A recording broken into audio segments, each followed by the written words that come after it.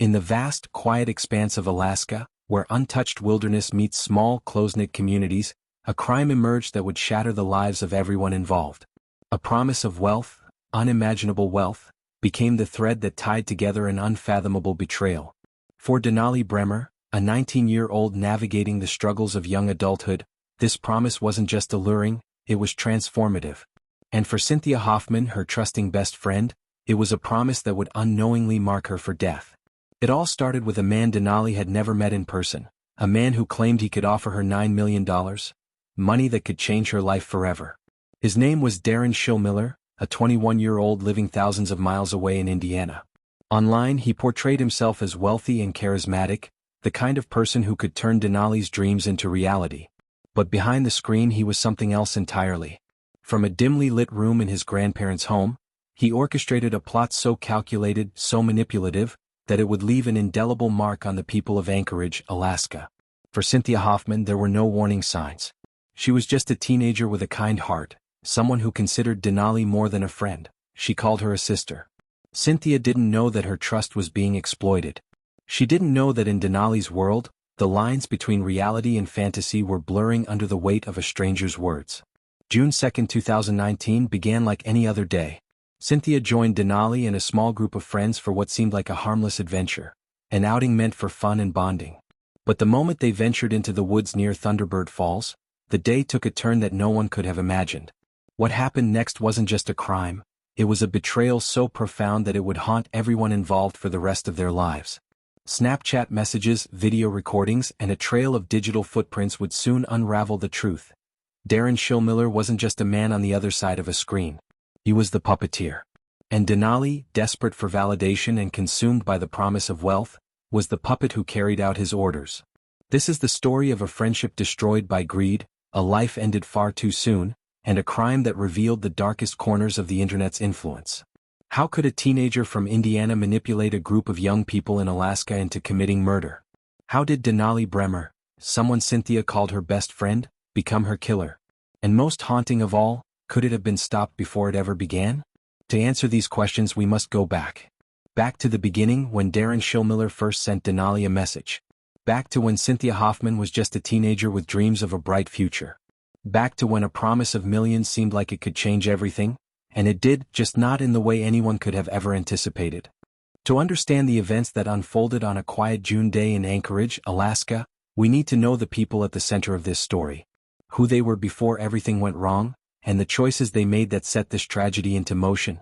Cynthia Hoffman was 19 years old.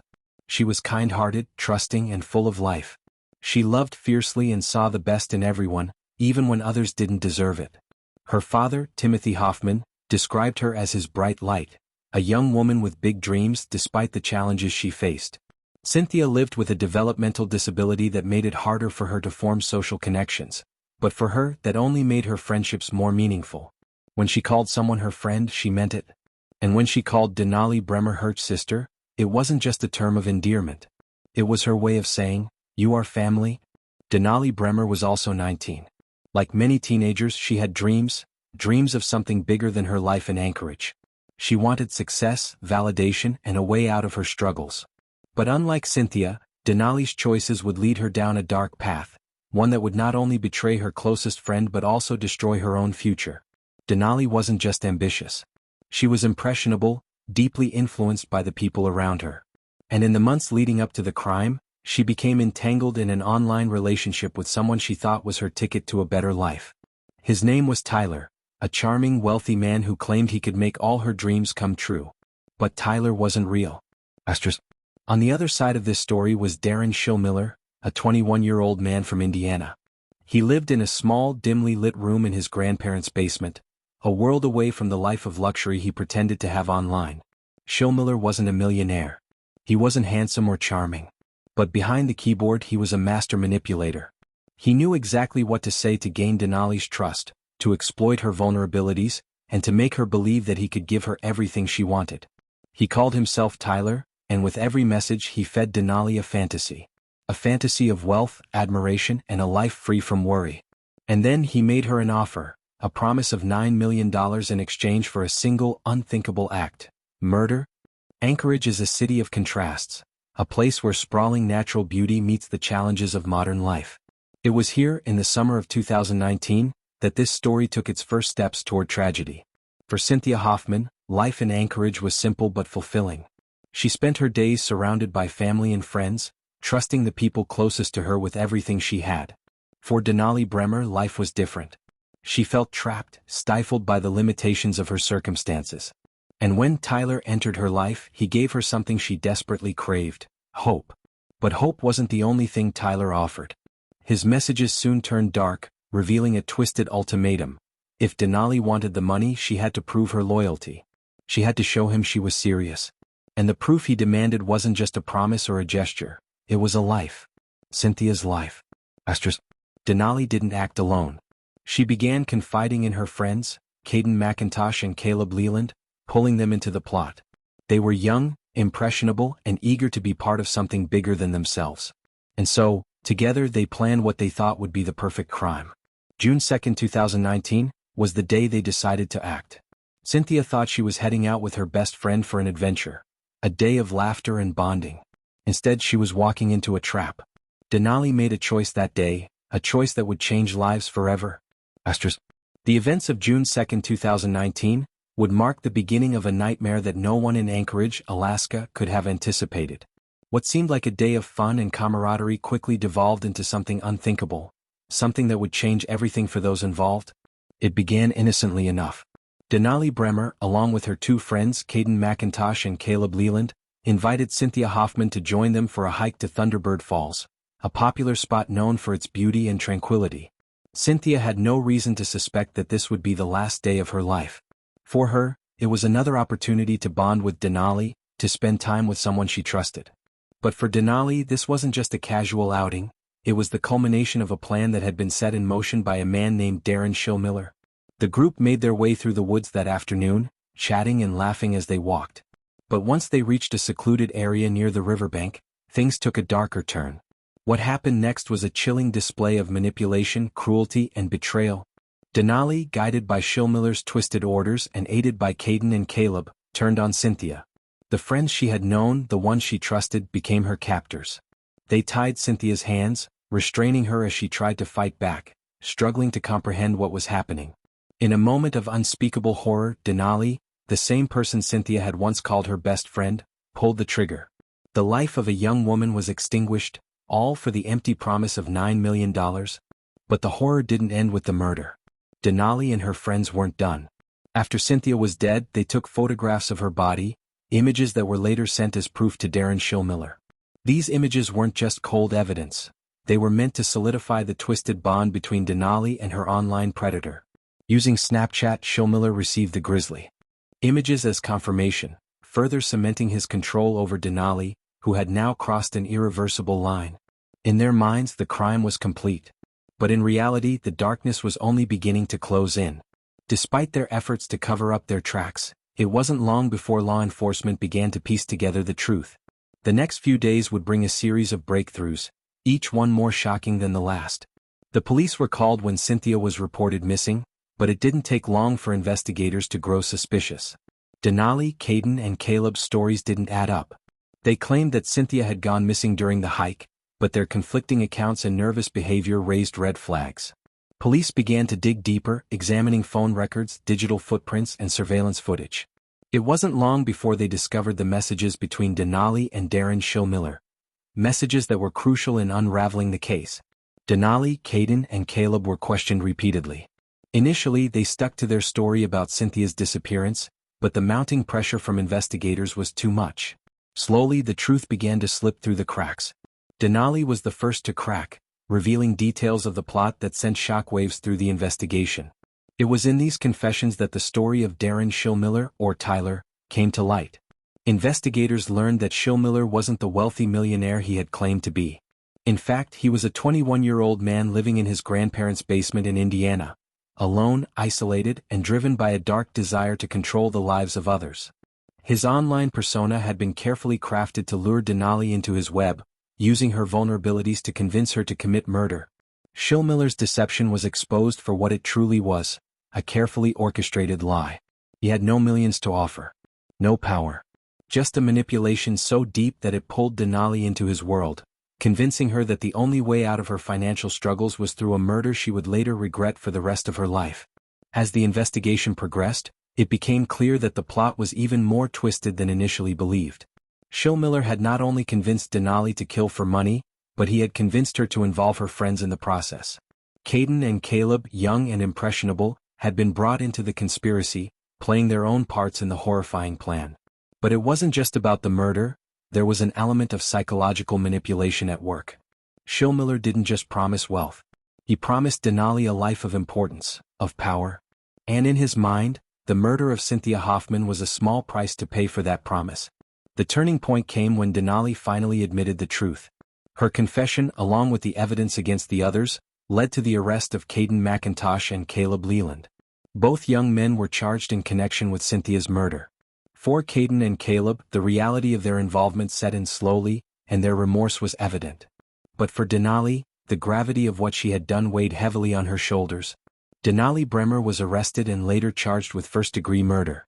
Her trial was set to begin, and with it, the world would finally learn the full extent of her involvement in the murder of Cynthia Hoffman. In a tearful confession, Denali admitted to her role, acknowledging the influence of Schilmiller and the tragic outcome of her actions. But even as Denali stood trial, the public's focus shifted to Darin Schilmiller.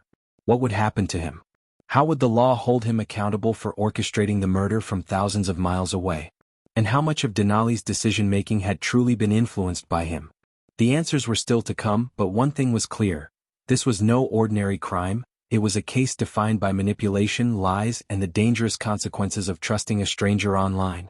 The pieces of the puzzle had fallen into place. But the true horror of this crime wasn't just in the violence, it was in the manipulation. The cold, calculating web spun by Darin Schilmiller, and the tragic consequences that followed. As the trial progressed, the weight of the crime slowly settled in. The legal proceedings would finally bring justice, or at least a semblance of it, for Cynthia Hoffman, a young woman whose life had been violently taken under false pretenses. But while the trial was a moment of reckoning for those involved, it would offer little comfort to the families and friends who had to endure the aftermath. Denali Brehmer's trial began in early 2023. She had already pled guilty to the first-degree murder of Cynthia Hoffman, a chilling acknowledgement of her involvement in the killing of her best friend. The court proceedings were filled with emotion, with prosecutors laying out the grim details of the plot and Denali's role in it. But the most striking moment came when Denali stood before the judge and expressed her deep regret for what she had done. Her tears were a mixture of remorse and disbelief, the weight of the crime now crashing down on her. In a solemn courtroom, Denali was sentenced to 99 years in prison for her part in the brutal murder of Cynthia Hoffman. The sentence came after Denali admitted to being manipulated by Darin Schilmiller, and while it was clear that she had played a central role in the crime, the courtroom debate continued on whether she was fully culpable, or if she had been just another victim in Schilmiller's game. The 99-year sentence was the maximum allowed, and it marked the end of a young woman's freedom. But the story didn't end with Denali. The fate of her two accomplices, Caden McIntosh and Caleb Leland, was still up for discussion.